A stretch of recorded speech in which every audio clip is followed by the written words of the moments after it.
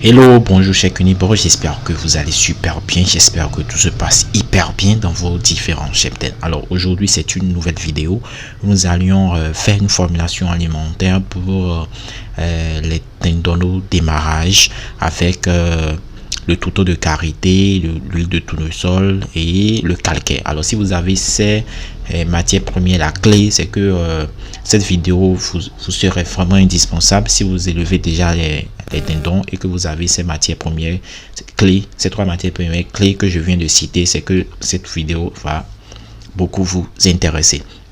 Alors nous allons faire une formulation alimentaire pour les tendons et démarrage, et voilà l'outil de formulation alimentaire pour les dents. Alors comme les autres outils, vous allez mettre ici démarrage. Comme nous voulons faire un outil de formulation alimentaire pour on fait une formulation alimentaire pour les tendons, nous démarrage, on met démarrage ici. Alors l'énergie à 3000, la protéine 28-30%, le calcium 1,40%, le phosphore 0,70%, la méthionine 0,45% et la lysine 0,40%. Alors nous allons d'abord, avant de faire une formulation alimentaire, il faut d'abord identifier les matières premières que nous avons disponibles dans notre région. Alors pour cette vidéo, j'ai identifié, j'ai supposé que nous avons le maïs, le son de maïs, le touto de soja, la farine de poisson, le touto de karité, le touto d'arachide, l'huile de tournesol et le calcaire. Alors si vous avez ces différentes matières premières là, alors restez à l'écoute, suivez la vidéo jusqu'à la fin parce que la formulation alimentaire qu'on va finalement formuler, vous pouvez l'utiliser pour faire la provente pour vos sujets. Alors, je disais que j'ai le maïs dans ma région, je mets le 10 pour le maïs. J'ai le son de riz, je mets 10. J'ai le touto de soja, je mets 10. J'ai le touto d'arachide, je mets 10. J'ai le touto de karité, je mets 10. J'ai l'huile de tournesol, je mets 10. J'ai le calcaire, je mets aussi 10. Alors voilà un peu les matières premières que nous avions déjà, que je viens de citer, et on a attribué des kilogrammes à chaque matière première. Maintenant nous allons procéder à la vérification afin d'équilibrer cette formulation alimentaire là, parce que là maintenant c'est pas encore équilibré, parce que pour l'énergie c'est dans les normes, c'est l'énergie de notre formulation alimentaire par exemple de 3166. Alors l'énergie de truc là, l'énergie, la valeur limite à ne pas dépasser de 3000 kcal par kilogramme. Là nous sommes dans les normes, mais pour la protéine c'est trop basse puisque l'énergie de la protéine de notre formulation alimentaire est élevée de 18,37%. Or la valeur limite est comprise entre 28 et 30%. Vous avez vu, c'est trop bas. Pour le calcium c'est trop en essai. Si vous comparez cette valeur, pour le calcium c'est trop en essai. Pour le phosphore nous sommes dans les, c'est trop bas. Pour la méthionine c'est trop bas, et pour la lysine également, c'est un peu dans les normes. Alors c'est ça, maintenant nous allons essayer de rééquilibrer cette formulation alimentaire là pour pouvoir pour que cette valeur là soit carrément très proche de la valeur limite. Alors c'est simple, si vous avez déjà regardé toutes mes vidéos sur les outils de formulation alimentaire des animaux, vous allez voir que c'est très simple de le faire. Vous n'avez pas besoin de vous tracasser la tête. Alors nous allons prendre les protéines. Les protéines, quand nous allons sélectionner les protéines, nous allons identifier les matières premières qui sont beaucoup riches en protéines. Donc, si nous sélectionnons tout ça, nous avons vu que il y a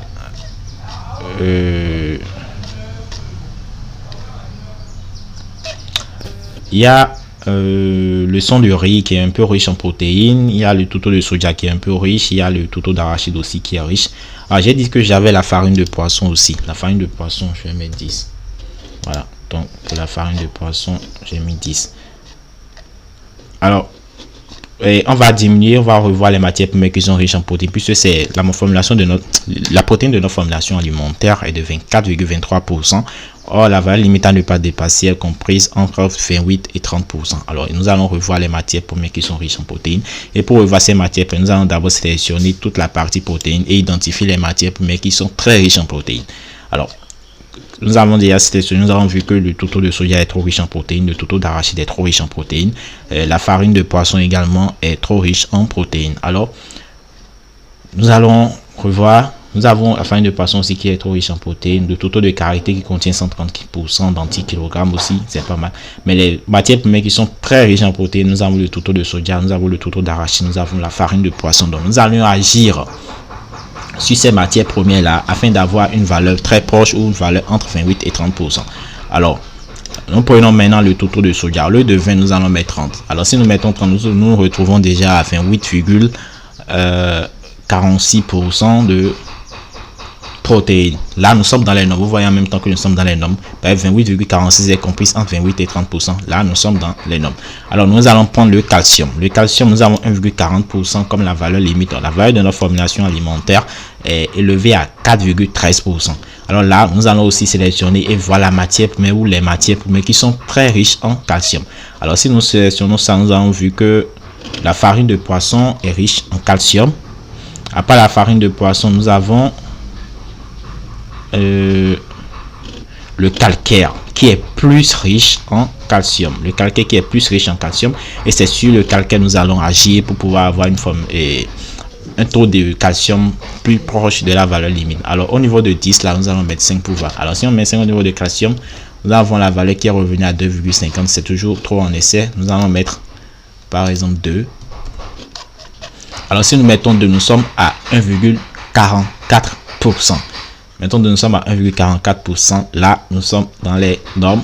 Nous sommes dans les normes au niveau du calcium. Pour le phosphore, nous avons 0,70% pour la valeur limite. La valeur de notre formulation alimentaire est de 0,82%. Là, nous sommes dans les normes aussi. Il n'y a rien à faire. Pour la méthionine, nous avons 0,45% pour la valeur limite. La valeur de la formulation alimentaire est de 0,54. Vous avez vu, il n'y a pas trop d'écart. Nous sommes dans les normes. Et pour la lysine, nous avons 1,40 pour la valeur limite. La valeur de notre formulation alimentaire est de 1,79. Là aussi, il n'y a pas d'écart. Alors, nous allons refaire une nouvelle vérification. Une nouvelle vérification de nos formulations alimentaires afin de voir si c'est vraiment équilibré. Alors, nous allons prendre l'énergie. L'énergie, la valeur limite est à 3000 et la valeur de notre formulation alimentaire de 3389,02%. Là, c'est pas en essai. Mais si vous voulez qu'on soit plus proche, on peut diminuer. Non, 10. On peut refaire les vérifications qu'il faut pour pouvoir avoir 3000 et quelques. Pour avoir 3000 et quelques, on peut refaire les vérifications qu'il faut. Disons en. Mais là, vous pouvez les avoir comme ça déjà parce que 3389,02 n'est pas trop en essai par rapport à 3000. Pas trop en essai, vous pouvez les laisser. Si vous avez trouvé un truc de 3800, 4000 et tout, je vous dis que bon, l'énergie est trop en essai, mais là, c'est acceptable. Vous pouvez laisser ça comme ça. Pour la protéine, nous avons fait entre 28 et 30 et la valeur de notre formulation alimentaire de 30,93. Vous avez vu que c'est pas trop en essai, on peut laisser ça comme ça. Pour le calcium, nous avons 1,40 pour la valeur de notre formulation alimentaire de 1,44. C'est dans les normes. Pour le phosphore 0,70 et 0,82, c'est dans les normes. Pour la méthionine 0,45 et 0,54, nous sommes dans les normes. Et pour la lysine 1,40 et 1,79, nous sommes aussi dans les normes. Alors voilà un peu une formulation alimentaire. Si vous avez ces matières premières que je viens de citer, voilà une formulation alimentaire pour les dindons au démarrage. Vous avez besoin du maïs pour 10 kg, du son de riz pour 10 kg, du tourteau de soja pour 30 kg, du tourteau d'arachide pour 10 kg, la farine de poisson pour 10 kg, le tourteau de karité pour 10 kg, l'huile de tournesol pour 10 litres et le calcaire pour 2 kg. Et vous avez une formulation alimentaire équilibrée. Alors nous voici à la fin de cette vidéo. J'espère que cela vous a plu. Et si vous êtes un ancien de la chaîne, n'hésitez pas à liker cette vidéo. Cela nous pousse à faire ce genre de vidéos à l'avenir. Et si vous êtes un nouveau, n'hésitez pas à vous abonner et à cliquer sur la cloche de notification pour ne rien rater de nos vidéos. Et si vous aimez cette vidéo, n'hésitez pas à liker cela aussi. Alors, si vous êtes intéressé par ce genre d'outils, n'hésitez pas à aller dans la partie description. Nous avons fait une liste de nos outils que nous avions déjà créés. Allez dans la partie description, cliquez sur l'outil qui vous intéresse et contactez-nous directement sur WhatsApp afin de discuter de comment vous pouvez acquérir de cet outil. Alors, à très bientôt et ciao.